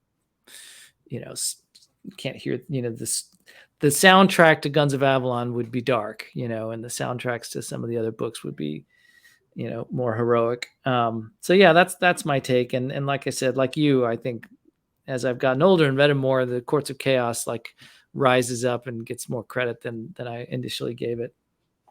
Yeah, I agree. If only for the last couple of chapters, the Courts of Chaos. But I just love the whole journey. I love all the weird things that he encounters with Star as they travel through the various realms of shadow. I love all that. I love Koronoff on his own on a horse encountering weird stuff. The dwarves that try to eat them and everything. It's awesome. But I love that chapter so much. I read it so many times. My theory is if Nine Princes in Amber were written today, it would be 800 pages long just by itself. All the stuff that happens in it, right? It's like you said, it's almost a synopsis of a much longer book. So fast paced. And if it were written today and Nine Princes were like a 500-page giant fantasy novel, I think that Guns of Avalon and Sign of the Unicorn together would be volume 2, and Hand of Oberon and Courts of Chaos would be volume 3, and it'd be a trilogy. Because I think there's enough material in Nine Princes to be a whole 1/3 like Fellowship of the Ring, right? And then I think you can combine the next 2 and the next 2 and make a big fantasy trilogy out of it. And it would honestly probably be selling better because people look at these little thin books and think, oh, I want a big fantasy. They want these big doorstops these days. They don't want the little thin, books like we had when we were kids. So unfortunately, that's another thing I think that's hurt the livelihood of the longevity of the series is the books are so small. And it's an appealing thing for us in one way, but I think that today's audience wants the Harry Potter, the Ice and Fire. They don't want these little extended novellas. And Course of Chaos is a long novella. It just is. So, but he was a short story writer. Yeah, he was a short story writer primarily. So it's not surprising that even his novels are short. and most of them are. Just a thought. So, um, but yeah, I think that Nine Princes and Courts of Chaos are kind of tied now. It always used to be Nine Princes, but I think those two together are tied. And Course of Chaos was so influential on me the last couple of times I read it that when I wrote Baranak, that's the one that I sent to you.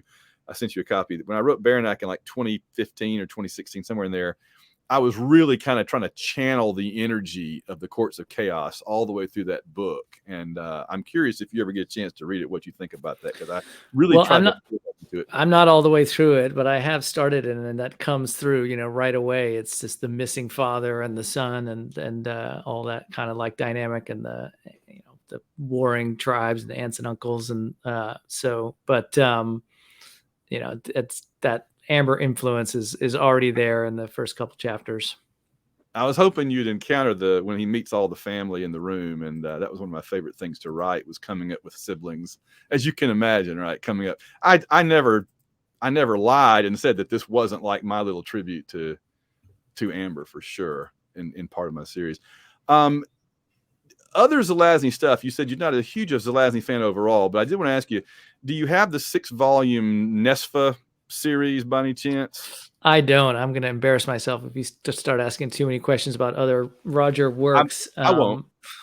I'm just curious. That right there to me is the holy grail. I mean, I got those 6 as they were coming out, and they're glorious, right? They don't have Amber in them really, other than the short stories. They do have the short stories, and I know that Warren Lapine has been putting out the shorts. He put out the short stories in a volume too, so you can still get them now. But the Nesfa books, I do have those. Yeah, the New England science fiction, those hardcovers. There's 6 hardcovers that have everything Zelazny wrote in short story over the years. The fact that they were able to get all those things and get them all in one series together is mind-boggling. And I guess Chris Kovacs wrote like a biography that runs through them. There's a bibliography. I have the bibliography book that has all the covers and everything. I mean, if you're a Zelazny fan out there listening and you don't have those, and you want to get into his other stuff, that's definitely the way to go, because those are beautiful books. They're not cheap. They weren't cheap when they were new, and I'm sure they're even more expensive now. Thank goodness I got them when they were to be had, but they're amazing. I agree on the Kovacs book. I mean, when I was doing the podcast, I was drawing upon the Kovacs book quite a bit. And, in retrospect, I wish I had gone deeper on some of those other, reference materials. There's actually quite a bit out there. And like you say, Warren, I just got his book, Eimer's Laz, which is 1,000 pages. And I got to get that. Yeah. In some ways I wish I'd, gone through more of that before I started the podcast. But, again, for me, it was about Amber more than it was about Roger. But there is so much to know and to learn about him that goes beyond Amber. And, just like what an incredible body of work. Yeah. Yeah. There's his other stuff I've never gotten into quite as much. I mean, I love his writing, but like the Dilvish stories don't do it quite as much for me. They don't pull me in and hold me like the Amber books do. The Hangman series doesn't quite grab me the way that the Amber did. They're all good, and I mean, he's such an incredible writer, but none of them has that magnetism to me that the Amber stuff does, and that's just how it's going to be. All right, our last topic, and I will let you go about your life, sir, but I sure have enjoyed this, and I sure appreciate you coming on. But we've got to talk about the idea of a TV series and or movie, whatever, and I just want to know, just run with it. My first, I'm going to tell you a couple of questions. You can kind of go with it. One is, why haven't we seen anything before? Because this seems ready-made. Now, all right, we can agree that there are things about it that every year gets more problematic, right? If you'd made this back in the 70s, nobody would have thought anything. Now we're to the point where people are going to be like, oh, I don't know about that. How you do the women, how you do the, whatever. So why is it, though, that they haven't ever done anything before? Because they've done everything else now except this. It just drives me crazy. Everything that's ever been in fantasy and science fiction has a movie or TV show except Amber. It's like the only thing left, it seems like. And what would need to be changed to do it right now? I think I think there's a couple problems that just probably make it hard for writers right out of the gate tackling the material. First, it's a first person story told by, the quote unreliable narrator. And, when you're reading it, it's like we talked about, like, how do you play Eric when, Corwin's first impression of him is different than he actually turned out to be. Like, how do you play some of these scenes when it turns out Corwin's memory of it is different than, and I think that's like hard but not undoable. We have all these murder mysteries now, like it's a very popular genre, and I think in a lot of ways, the first few books of the Corwin Chronicles are kind of a murder mystery. Certainly Sign of the Unicorn is a murder mystery. And we get a little bit of like, it's who shot out Corwin's tires, right? Like that's the overarching dramatic question of the first 5 books. And, we get different versions of that as you go along. And it's a little bit like those movies that as they start to wrap up, or like a heist movie where you kind of thought it all went one way and then they quickly show you what really happened, and you're like, oh, the guy was on the computer the whole time, or like, oh, he had the thing in his pocket and we never knew about that. So there's got to be, and I'm not a writer, screenwriter, or anything like that, but there's got to be some those types of mechanics to draw upon to kind of pull off this unreliable first person narrator thing. But I think that's probably hard. And the second thing that I think is hard is, is the internal monologues, right? Like a lot of the greatness of what we love about Amber is just sort of told through these internal monologues. And how do you, while there's incredible dialogue and there's amazing action sequences, a lot of the core of what we love about it is stuff that he just tells us himself as the reader. So, and that's a little bit tied to the first person problem. I think, those are issues. It's dated, but that to me is easy. There's two aspects of being dated. One is that it's literally set in, 1970 or whatever when it kicks off, and do you quote update it, right? And then there's the second issue of just kind of, gender norms and just the way that like, the women aren't portrayed. But, that's like make Random into a female character, like make Deirdre a badass and like multidimensional, like get to Dara sooner, I mean, I think he redeems himself as a writer as he moves through, and Fiona and Dara are pretty interesting by the end of it, right? So I wouldn't be too worried about that. I think that where you said it is like, I think a little bit to do with time differential, if you want to go there, right? Like time moves faster on Earth. So if you start in the 70s and then Corwin goes off and does his stuff and then he goes back and, 10 years have gone by, 15 years have gone by, and now it's the 80s, now it's the 90s. You could kind of have fun with that. That's a great idea. If you were deliberate about it, right? And you're just like, oh, Bill Roth's 10 years older now, and they're trying to kind of make something out of that. But otherwise, like it's kind of, I think it'd be kind of cool to start. I always wanted the movie to start like in the car, and it's like an 8-track cassette in some old like Ford, and he's like driving through a rainy forest. He's, because he's escaped from the hospital, from Porter Hospital, not Greenwood, and then all of a sudden, bang, bang, the shots fire, and the tires blow out, and the car screeches and crashes into the lake, and and then he just kind of wakes up in the hospital. But I think you could kind of set the period, with the car, the radio, maybe the news is on or something. And, yes. Stranger Things has done an amazing job with sort of taking the time period and kind of making it a character. The way the 80s just became, and Kate Bush is number one pop, at the top of the charts again. And so I think you could kind of do something like that with Amber in the 70s if you wanted to. Don't have to. But I like to think that these are just really hard problems that are going to require really good writers, really convicted producers, people who just really love the material and want to be true to it, but also recognize there are problems that need to be solved and not give up on it. And maybe it's just really hard to get top talent to really focus on these things, for extended period of time, develop a real canon. I don't know if you've got to get the family to buy in. I don't have any idea what those dynamics are like. Right. But those are kind of the things, there's some plot hole things like too that you would have to work out that we tolerate as, but viewers of a show aren't going to tolerate. So yeah, I think it's hard work, but I really hope it's work that someone finds worth doing. How do you feel about Stephen Colbert being involved? I mean, amazing. He's clearly, a genuine fan of sci-fi fantasy. Like he's wears it on his sleeve. He talks like love for Lord of the Rings is like, well known, and I think he's like probably a genuine fan.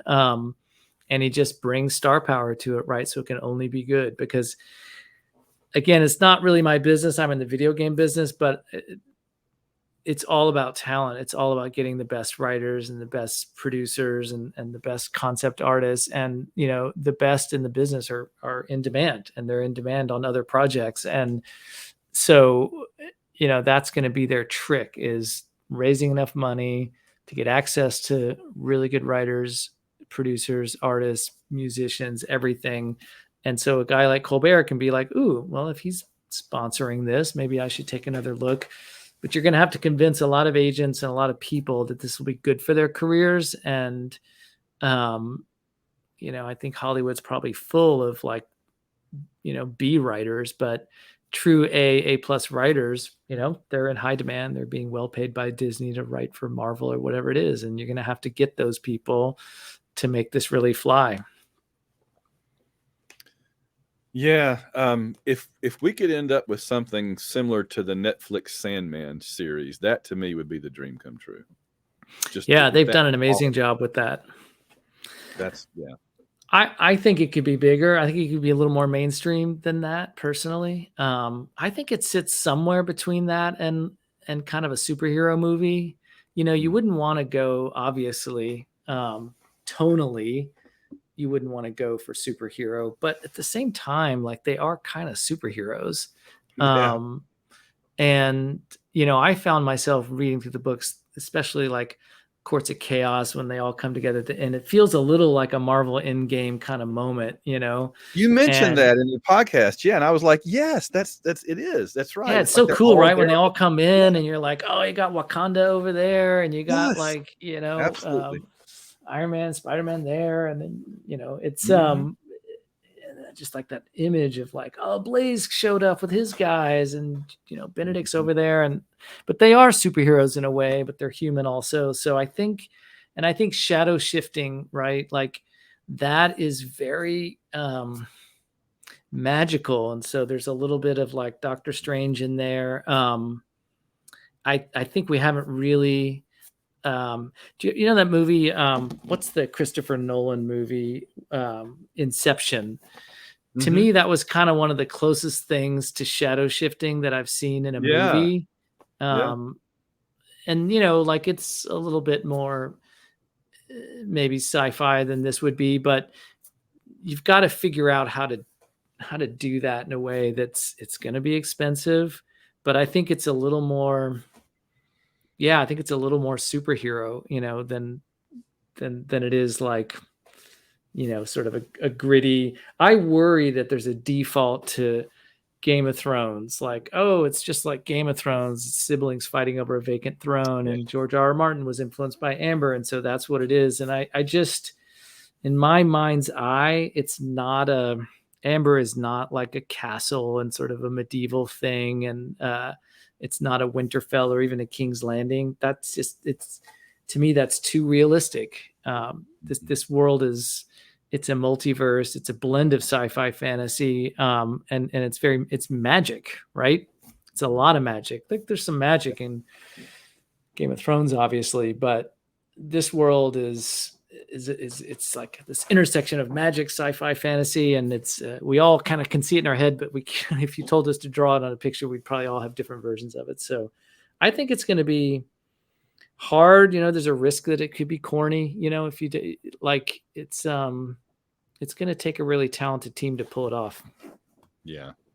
Yeah, I've thought for obviously many years about how would you even approach it, right? How would you find the handle on it? How would you break it down into that kind of a story? Because like with something like Game of Thrones, you just break down the story. It's not that hard. You just basically film the books. You just leave some stuff out, compress some stuff, rearrange some stuff. It's not that hard.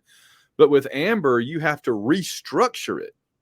You have to literally restructure the entire story from a first person short set of novels into probably a more third person, probably, right? There's not, how else would you do it? It's just, it's going to take a lot more reconception, if that's a word, a lot more restructuring up front. There's a lot more work up front, I would say, that has to be done. And here's the thing I worry about too, is what happened to John Carter. Do you know that John Carter came out on the 100th anniversary of when it was written? It took 100 years to get it into live action. And by the time the movie came out, everything it had ever influenced in science fiction, which was like 90% of science fiction, had already come out. And people looked at John Carter and said, I've seen all this a million times. And I don't want Amber to come out and people to go, I've seen all that a million times, because I don't want to have to. In 2012, I had to spend too much time telling people, no, this came first. When Fellowship of the Ring came out, I had to tell people, no, Gandalf came out before Dumbledore.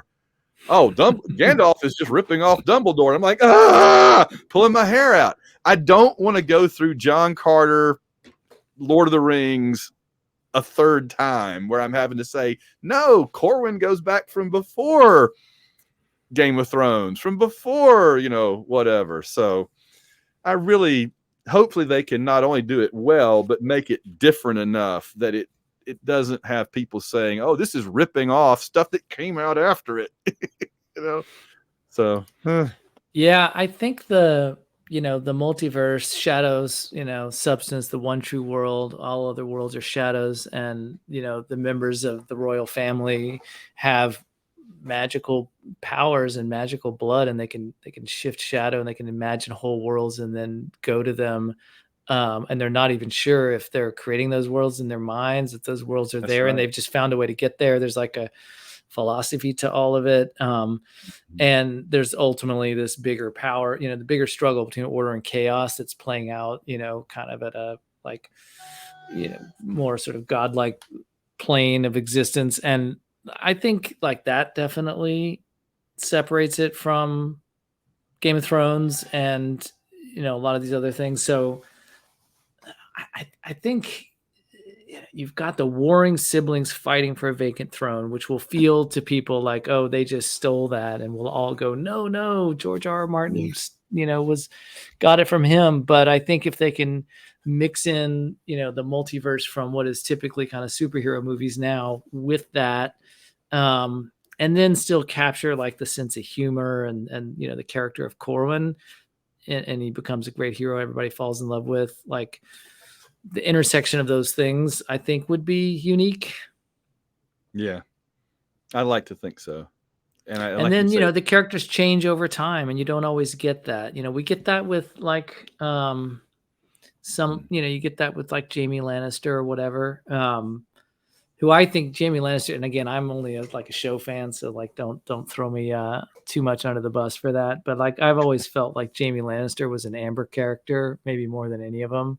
But he does change. But like with Amber, that's that's the whole thing. These characters are undergoing like massive change, and it's cool. Like the message is you can be alive for 2,000 years and yet still, change and mature and get better, as a person. Like that's kind of a cool message that I think, there's the whole immortality. We didn't even talk about the whole immortality thing. Like that's right. That's a whole segment. And I think that's unique. We do see that, right, in some other areas, but bringing that into the kind of Game of Thrones formula with the multiverse, although their rules need to be worked out, right? Like who gets to live forever and why, I always thought like it's just Oberon and his children, that are the immortals, and then everybody else are mortals. But how would that work? Those people in Amber, like the guy that empties the ashtrays in the library in the first book, he's been around. Corwin's like, oh, I've known him for 500 years, but he's Yeah, just exactly. like, he just works there. Or Lord Rain, like, why does he get to Uh-huh. live forever? He's not royal blood. So if they all get to live forever and they're having babies, like, how's that work? Like, how's the population staying under control? So, and maybe you don't care. Maybe it's just like, oh, it's some kind of like higher plane of existence. And, in the Garden of Eden, everybody lives forever, or in Valhalla or Asgard, you don't really question it. But, I'd like to think people need to think that stuff through. Yeah, for sure. Well, really good stuff. I've had a blast with this. As we wrap up here, I just have to ask you, what are your plans going forward for your podcast? Well, I want to do the Merlin books. I need some time. I really want to do the Merlin books. I've been making a few notes. I don't know them as well. There was a time when, I could basically recite Nine Princes in Amber to you. It's like not a joke, but I just literally couldn't tell you how many times I read them. I think I read the Merlin Chronicles a couple times through, right? So I need to go back and really dive deep, before I think about that. But I'd like to do that. The Betancourt books I was thinking about doing, but I don't know that I have nice things to say. So if I was feeling like doing a roast or something, but that could just be kind of nasty, because I don't want to be mean, and I'm sure he meant his best and did his best. But yeah, like, oof, that was that was a little bit like a Jar Jar Binks moment for me, like, reading those books. But I think I need to do the Merlin Chronicles. I'm just going to need some time. Yeah. There's also the comic book adaptation that DC did back in like the early 90s. And I have those. And I remember, I think it was maybe Steve Bissonnette. I forget who the author, but I remember one thing he said was he wished he'd had him smoke. He took the smoking cigarettes out of it to make it more contemporary. And that's something to think about for the TV or the movie, right? Is, would you have them still acting like they were back in 1970 when everybody's smoking cigarettes? Because that adds a lot of atmosphere and, character to them, is that they're all chain smoking all the time and everything, like everybody was back then. And if you did it now, they probably wouldn't be doing that. And I don't know if it would feel the same. So, you're going to keep that noir kind of feel that these books have, which is interesting. I don't know. Well, also they're immortals too, so Yeah. I think that's an aspect to it. Like, why wouldn't you smoke cigarettes if it wasn't going to kill you? Doesn't affect you. Yeah. There you go. All right. Well, on that note, any final thoughts for us before we wrap up? And I've had a really fun time tonight. I appreciate you being here. Yeah, likewise. I appreciate you making the time and setting this up. And it's so fun for me to talk about the books and geek out on them. I hope that the creative team that's got this, this diamond in the rough, really takes the time and is committed to it and develops it. As you say, it needs to be updated. It doesn't just write itself. Although there's certain parts of it that are almost written like a screenplay. I think there are parts that will just kind of like fly off the page, and in some ways are he was very cinematic in some sections, but in other parts, yeah, like it's a big first person monologue or whatever, and you're going to have to figure out how to tell this from multiple angles. So I just hope they take it really seriously, and I'm not afraid of changes, updating, like, I think they just need to be true to the core of it, and keep Corwin, and have brothers and sisters fighting over a vacant throne. Like, that's, if they keep those elements and the multiverse, like, there's a lot of room to play around with the rest of it. Yeah, just like Peter Jackson did with Lord of the Rings, if you keep true to the spirit of it and keep the main elements that make it what it is, you can mess around the edges, and it's okay. It doesn't hurt it. It helps. I think that's how I viewed those movies. So yeah.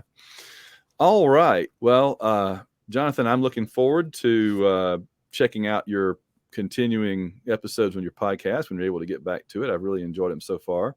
How can people find your show? All roads lead to Amber on Spotify, Apple Podcasts, Google Podcasts, and a few others, but just search for All Roads Lead to Amber. And my website's a little trickier. It's jkisherenow.com/Amber. There we go. All right. I'm enjoyed it. I hope to talk to you again soon. And it's been a blast. And I wish you a good evening. Likewise. Thanks, Van Allen. Hello Have a good again. one. Goodbye and hello as always. That's right. Cheers.